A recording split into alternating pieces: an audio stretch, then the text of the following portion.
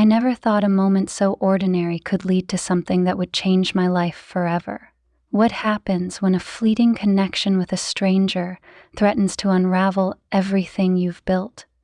Subscribe now to uncover how this story unfolds, and share where you're watching from in the comments. You won't want to miss what happens next. When the handyman leaned in, I froze. I'd been sitting on the sofa, scrolling mindlessly on my phone, when he finished up with the doorframe repair and ambled over. He looked relaxed, wiping his hands with a rag, his movements casual. I didn't even notice how close he was until I glanced up and saw him towering over me. His eyes had a warmth I hadn't expected. Calm, assured, like he'd known me for years instead of 2 brief visits. "Mind if I sit?" he asked, nodding toward the far end of the sofa. I swallowed. "No, go ahead," I said, trying to sound composed, but my voice came out softer than I intended. He sat, the cushion sinking under his weight, and suddenly the space between us felt smaller than it should. "You've got a cozy setup here," he remarked, glancing around the room. His tone was polite, but there was something deeper in it, like he was genuinely taking it all in. I wasn't sure why. My heart started pounding. It was just small talk, completely innocent. "Thanks, it's home," I replied, brushing a loose strand of hair from my face and cursing the heat that was creeping up my neck. This wasn't anything. I was being ridiculous. I had no reason to feel whatever this was. But then his hand rested on the armrest near mine, just a fraction too close, and I could feel the warmth of it, the roughness from years of manual labor. My gaze darted to the clock on the wall. My husband would be home in 2 hours. Not now, but soon. Plenty of time to compose myself, plenty of time for this moment to dissolve into nothing. "You look like you've got a lot on your mind," he said, his voice dropping a notch, just enough to make the room feel a little too quiet. I managed to laugh, but it sounded hollow. "Don't we all?"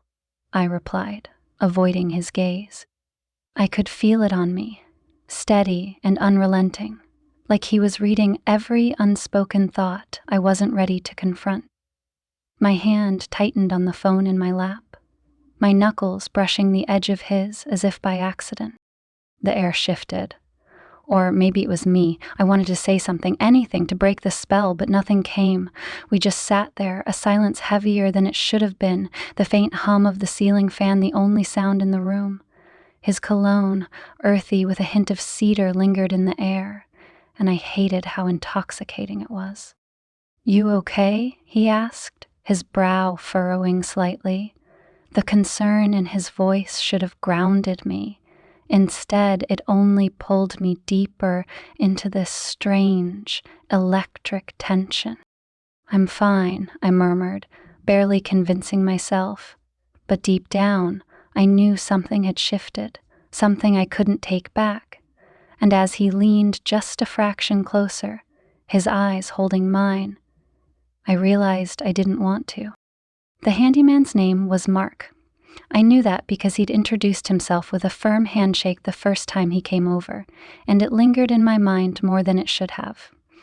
My husband had been the one to call him initially. The lock on our front door had been sticking for weeks, and it wasn't the kind of job my husband was willing to tackle himself. He worked long hours, and even when he was home, he was perpetually exhausted or glued to his laptop. Mark showed up the following day, wearing a simple gray t-shirt and jeans, a tool belt slung low on his hips. He wasn't what I expected. There was a certain ease to him, the kind of man who looked comfortable wherever he was, his confidence subtle but undeniable. His smile was warm, and his eyes hazel with flecks of green, seemed to hold a quiet amusement, as if he could see right through people but chose not to say anything. I'd been the one to show him around, pointing out the creaky doors and leaky faucets that my husband had apparently decided weren't worth mentioning. As Mark inspected each one, I noticed how he moved with deliberate precision, every action purposeful. He had a way of focusing entirely on the task at hand, as if nothing else in the world existed in that moment. It was oddly mesmerizing. "It's a nice house," he said casually as he worked, his voice calm and measured. "Needs a little love, but you've kept it up well." I'd laughed awkwardly, feeling an inexplicable need to defend myself. "Well, I try. My husband's not exactly handy, so most of this falls on me." Mark looked at me then, his gaze steady and unflinching. "You're doing a great job," he said simply, and it wasn't just the words. It was the way he said them, with a sincerity that made me feel seen in a way I hadn't in years. It wasn't that my marriage was terrible. John and I had been together for 12 years, and while the early years were filled with passion and laughter, something had shifted. Over time, the little things that once felt endearing now grated on my nerves. The way he left his dirty socks on the floor, how he barely looked up from his emails during dinner, the nights he rolled over in bed without so much as a goodnight kiss. It was a slow, creeping distance that had grown between us, and I wasn't sure when it started, or if it could ever be undone. Mark, on the other hand, was different. He asked questions about the house, about the neighborhood, about me, and when I answered, he listened, really listened. He had a way of making even the smallest exchange feel important, as if the weight of the world rested on the answer to a question as simple as, "How long have you lived here?" "About 10 years," I'd said that day, watching as he tightened a hinge on the kitchen cabinet. "It's a great neighborhood, quiet, the kind of place you want to raise a family." "You've got kids?" he'd asked, glancing up briefly. I shook my head, a faint smile tugging at my lips. "No, just the two of us. We've talked about it, but timing never seemed right, I guess." He nodded, not pressing further, but the silence that followed was heavy, charged with an unspoken understanding. It wasn't the words we exchanged that stayed with me. It was the way he looked at me in those moments, as if he saw all the cracks I tried to hide and didn't think any less of me for them. By the time he finished the first round of repairs, I felt a strange mix of relief and disappointment. Relief that the house was in better shape, but disappointment that Mark wouldn't have a reason to come back. I hated myself for feeling that way. It wasn't appropriate. He was a handyman, a stranger, and yet his presence had stirred something in me I hadn't felt in years. I told myself it was just harmless admiration, nothing more. 2 weeks later, the faucet in the upstairs bathroom started leaking. I knew it wasn't a coincidence. I could have asked my husband to fix it. I could have called someone else, but I didn't. I reached for Mark's number without hesitation, dialing it before I could second-guess myself. "Back so soon?" he teased when he answered, his voice warm and familiar. "I think the house is testing me," I joked, trying to sound casual. "The bathroom faucet's leaking now. Think you can fit me in?" "For you, always," he said, and I laughed, hoping he couldn't hear the way my heart skipped at his words. When he showed up later that week, I was already on edge, hyper-aware of every detail. The way his shirt stretched across his shoulders, the faint scent of sawdust and something citrusy that clung to him, the way his lips curved into an easy smile when he caught me watching him. "This shouldn't take long," he said, his tone professional, though his eyes held a flicker of something I couldn't quite name. "You're welcome to stick around, though. Keep me company." I shouldn't have stayed, I knew that. But I did. We talked while he worked, the conversation meandering from the mundane to the deeply personal in a way that felt effortless. He told me about his childhood, growing up on a farm, the calluses on his hands a testament to years of hard work. I told him about my career, my love for writing, how I'd given it up to focus on building a life with John. I didn't mention the loneliness that had crept in since, but I didn't have to. Mark seemed to sense it, his questions probing just enough to make me feel seen without making me uncomfortable. At one point, he paused, his wrench halfway to the faucet, and looked at me. "You ever think about picking it back up?" he asked, his tone soft, almost reverent. "Writing?" I asked, surprised. He nodded. "You talk about it like it's still a part of you, like it's just waiting for you to come back." I didn't know what to say. His words struck a chord I hadn't realized existed, and for a moment I could only stare at him, my chest tightening with something that felt dangerously like longing. It wasn't until much later, after the faucet was fixed and Mark had packed up his tools, that I realized how much I'd let myself unravel in his presence. He stood by the door, his hand on the knob, and turned to me one last time. "If anything else comes up," he said, his voice low and steady, "you know where to find me." And with that, he was gone, leaving me alone in the quiet house, my thoughts a tangled mess of guilt, confusion, and something I couldn't quite name. Something that scared me as much as it thrilled me. The days that followed Mark's visit were a haze. I threw myself into housework, errands, anything to keep my mind busy, but no matter how much I tried, my thoughts kept drifting back to him. The way his eyes lingered just a moment too long. The way his voice softened when he asked about my writing. The way he made me feel seen, alive, desired. It was ridiculous. I was a married woman, and yet I felt like a teenager, waiting for the next excuse to hear his voice or see his face. When the dining room light fixture started flickering a week later, I didn't hesitate. I called Mark. "This one should be an easy fix," he said when he arrived, toolbox in hand and that familiar, easy smile on his face. He stepped into the house like he belonged there, and for a moment I forgot what normal was supposed to feel like. I hovered nearby as he worked, pretending to tidy up the dining room while stealing glances at him. His sleeves were rolled up, revealing forearms dusted with hair and muscles that flexed as he reached for the light. I caught myself staring and turned away quickly, my cheeks burning. "You're quiet today," he said, breaking the silence. "Just tired," I lied, avoiding his gaze. He stepped down from the ladder and turned to face me, his expression softening. "You sure that's all?" His words hung in the air, weighted with unspoken understanding. I opened my mouth to respond, but nothing came out. Instead, I busied myself with rearranging the vase on the table, my hands trembling slightly. Mark didn't press further, but the look in his eyes told me he knew. He always seemed to know. As the days turned into weeks, the tension between us grew. He found reasons to linger after finishing his work, and I found reasons to let him.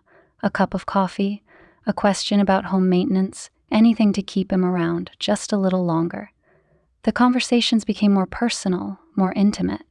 He shared stories about his life, his failed marriage, his dreams of building his own business, the way he'd never felt truly understood by anyone. In return, I shared pieces of myself I hadn't shown to anyone in years. One afternoon, as he worked on the loose cabinet hinge in the kitchen, I asked him a question that had been burning in my mind. "Why do you do it?" I asked, my voice barely above a whisper. He looked up, confused. "Do what?" "Take on jobs like this. You're clearly talented. You could be running a bigger business by now." Mark paused, wiping his hands on a rag. "Because it's not just about the work," he said finally. "It's about the people, the connections.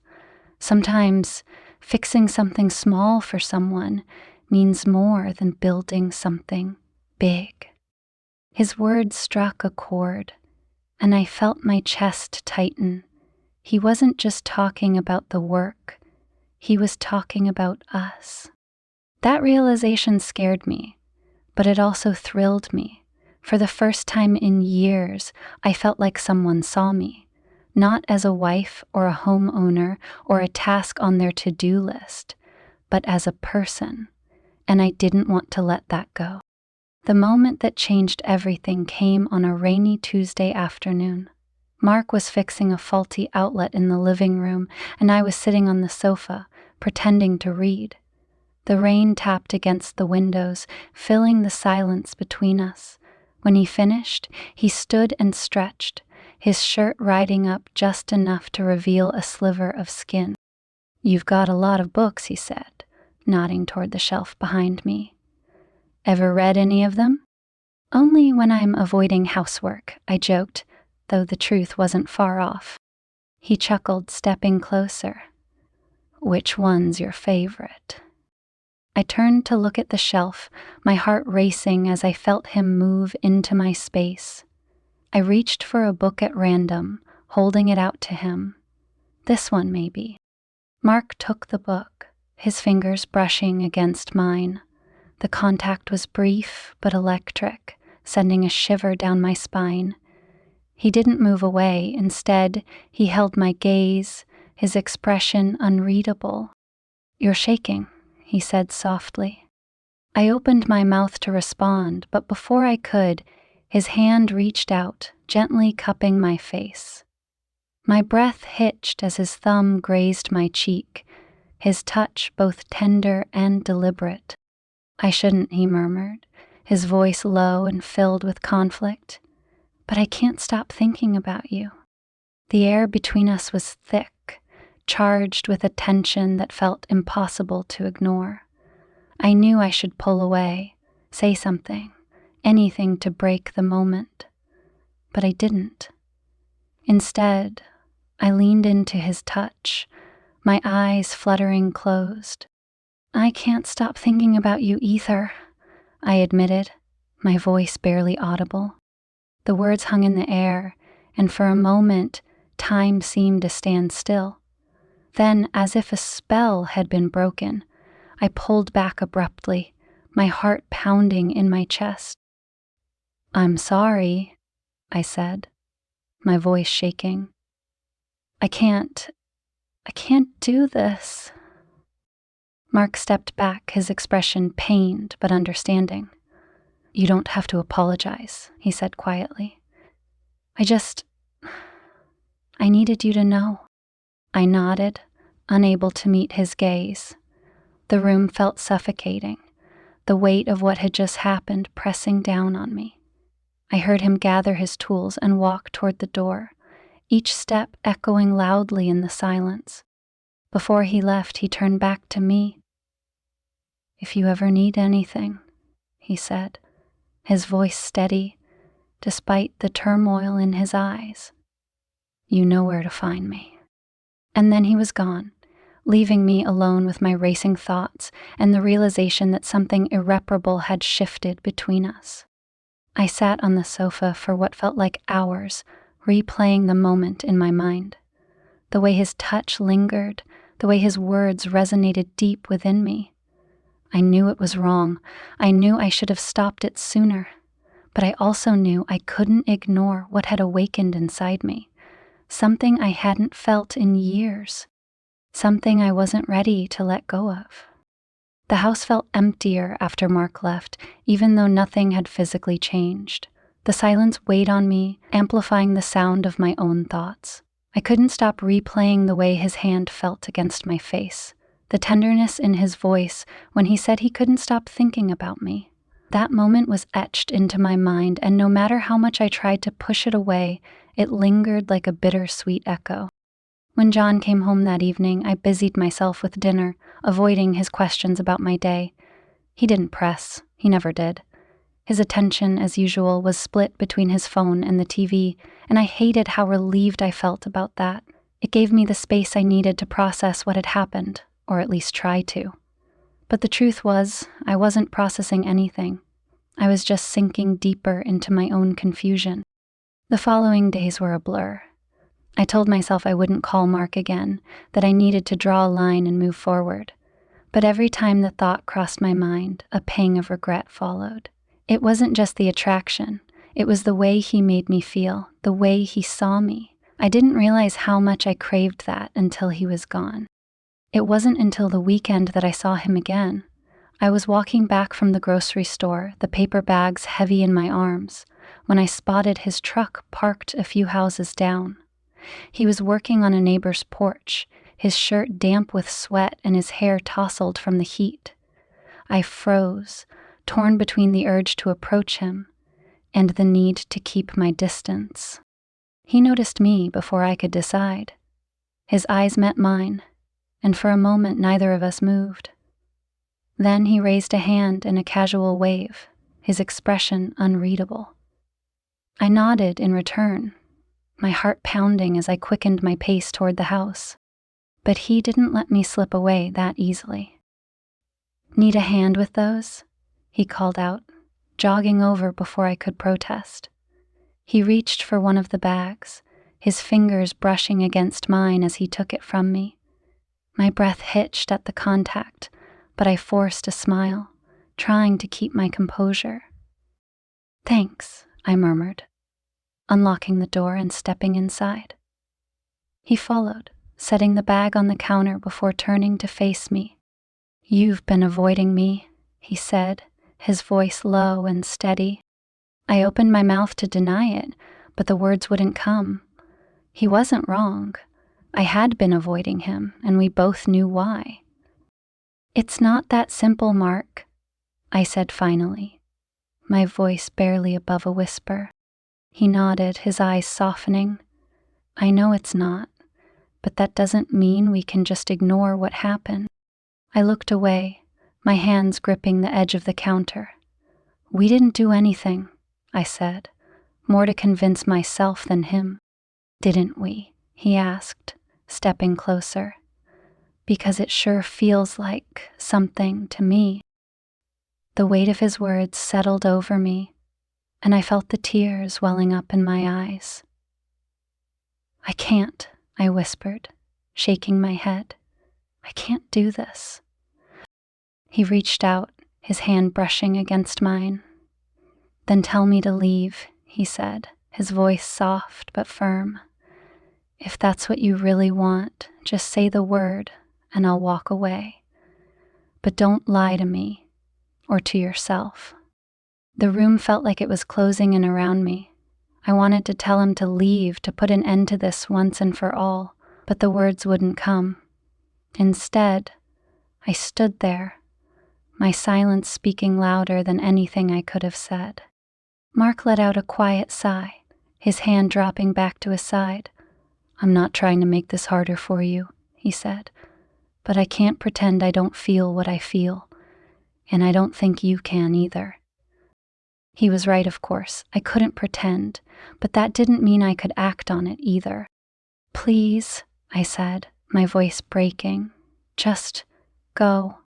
For a moment, I thought he might argue, but he didn't. He simply nodded, his expression a mix of understanding and regret. "Take care of yourself, okay?" he said softly, before turning and walking out the door. I sank to the floor as soon as he was gone, the tears spilling over as the weight of it all came crashing down. I hated how much I wanted him to stay, how much I wanted things to be different. But most of all, I hated myself for not being stronger. The days that followed were agonizing. I threw myself into my routine, trying to pretend everything was normal. But the cracks were starting to show. John noticed my distance, my quietness, and one evening, he finally confronted me about it. "You've been off lately," he said, his brow furrowing as he sat across from me at the dinner table. "Is everything okay?" I hesitated, the words caught in my throat. I wanted to tell him the truth, to lay it all out and let the chips fall where they may. But the thought of destroying what little we had left terrified me. I'm fine," I said finally, forcing a smile. Just tired, I guess." He didn't look convinced, but he didn't push further. And in that moment I realized just how far apart we'd drifted. The man sitting across from me felt like a stranger, and I wasn't sure if that was something we could ever fix. It wasn't until a few weeks later that I saw Mark again. He was working on another house down the street, and this time I didn't avoid him. I walked over, my heart pounding as I approached. "I need to talk to you," I said, my voice trembling. He looked up from his work, his expression unreadable. "What is it?" I took a deep breath, gathering my courage. "I can't keep doing this. I can't keep pretending like nothing's changed." Mark set down his tools, his gaze steady as he faced me. "So, what are you saying?" "I don't know," I admitted, the tears welling up again. "I just know that I can't keep lying to myself or to John." He nodded, his eyes softening. "Then don't," he said simply. "You deserve to be happy, whatever that looks like." His words hit me like a punch to the gut, and I realized he was right. I did deserve to be happy, but that didn't mean the path forward would be easy. In the end, I didn't choose Mark, not because I didn't care for him, but because I knew that what I needed most was to figure out who I was, independent of anyone else. I needed to rebuild myself piece by piece before I could even think about building a life with someone else. Mark understood. He always seemed to. And though it hurt to say goodbye, I knew it was the right thing to do. As I sat on the sofa that evening, staring at the empty space where Mark had once stood, I felt a strange sense of peace. It wasn't the ending I'd imagined, but it was the one I needed. And for the first time in years, I felt like I was finally on the path to finding myself again.